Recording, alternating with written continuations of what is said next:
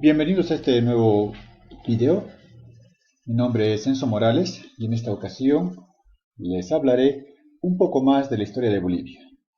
Veremos el tema de la Revolución Nacional de 1952. Comencemos. La Revolución Nacional de 1952 es quizás el hecho más importante del siglo XX. Es un proceso de transformación del Estado. Y como todo hecho histórico, tiene sus causas y antecedentes. Veamos, por ejemplo, el escaso desarrollo del Oriente, la crisis económica, la desigualdad social, los campesinos no tenían tierras, trabajaban como pongos, sirvientes, sin derechos políticos, no participaban en las elecciones.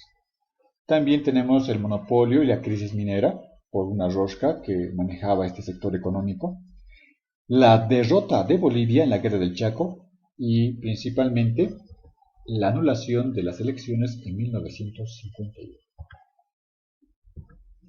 Veamos ahora cuáles eran esas desigualdades sociales que había en Bolivia. La mayoría de la población no tenía acceso a la tierra. Más del 95% de la tierra estaba en manos de los hacendados. Y el pongueaje se practicaba a pesar de su abolición en 1945. El Oriente prácticamente no existía, porque no estaba vinculado al territorio nacional. El hecho que va a iniciar este proceso revolucionario tiene que ver con el Mamertash, un autogolpe que se da el presidente Mamerto Yolagoitia, tras anular las elecciones de 1951. Él entrega el poder a una junta militar dirigida por Hugo Vallivian. La insurrección comienza el 9 de abril. Es una conspiración de los propios ministros de Vallivian junto al MNR, la cabeza de Hernancila Suazo. El golpe se transforma en una insurrección popular. El 9 de abril de 1952 comienza el levantamiento armado entre facciones de las Fuerzas Armadas, los carabineros y las clases populares, que fueron a enfrentarse al ejército boliviano. La participación de los obreros de Milluni, que habían capturado un tren con municiones y armas, fue fundamental. En este caso, la población estaba armada y se enfrentó al ejército. Las Fuerzas Armadas y la policía, como consecuencia, fueron destruidos y en su lugar se crearon milicias armadas de obreros y campesinos. Como aquí podemos ver, los ciudadanos portando armas, ¿no? Armas que habían sacado de los cuarteles. Y el saldo del enfrentamiento fue de 490 muertos y casi 1000 heridos. Víctor Páez Tensoro no se encontraba en Bolivia. Llegó el 15 de abril al Alto de la Paz tras 6 años de exilio en Argentina. Pero ¿quién es este personaje?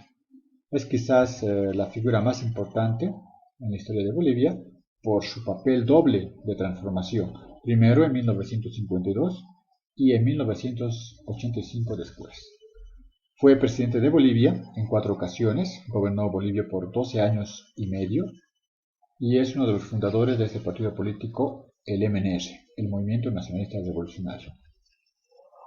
¿Cuáles son las medidas más importantes de la Revolución Nacional? Tenemos por una parte la nacionalización de las minas, que se decreta el 31 de octubre de 1952.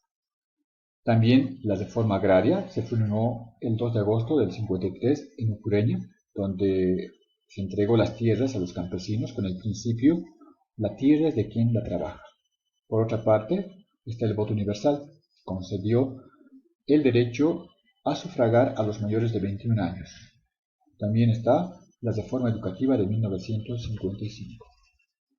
Por su parte, la Central Obrera Boliviana jugó un papel fundamental porque reunió a los trabajadores. Esta entidad matriz de los trabajadores se fundó el 17 de abril de 1952. Lo lamentable es que participó junto al gobierno en un cogobierno, ¿no? Y fue controlado por el MNR. Juan Lechino Quendo fue su máximo secretario hasta 1987. Muy bien, eso es todo. Muchas gracias por su atención. Será hasta la próxima. Nos vemos.